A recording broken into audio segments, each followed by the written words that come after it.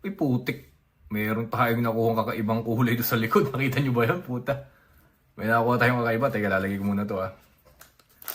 Teka, lagyan natin. Tingnan natin yung nasa likod. Tingnan natin ha. Tingnan natin. Sino ba nakuha natin? Uy, putik. Shiny. Shimmering. Uy. Sabo. Tingnan siya dito. Si Sabo. So, tayo na isang top loader na card kasi sabi nila maganda daw to.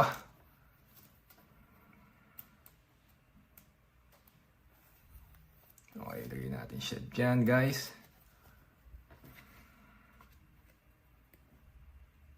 Yan. Ganito yung nakita kong ginagawa ng paglagay. So, binabaliktad nila para siguro hindi pasukan na likabok. Nakakuha tayo ng isang Sabo dito. Lagyan natin siya dyan. Pero syempre ito, hindi, R lang yata ito eh, no? Yeah, R lang siya. Pero maganda kasi yung kulay. Shiny kasi. So, feeling ko, ewan ko, mamaya, i-sort ko to pag naglilagay ko na sa binder. Yan na natin. I-sort out muna natin to. Medyo madami ni cards na to. Sort out muna natin sila. Sort out. So dito nga pala tayo nakabase sa Canada. So mga nagtatanong, dito tayo sa may bandang Vancouver area.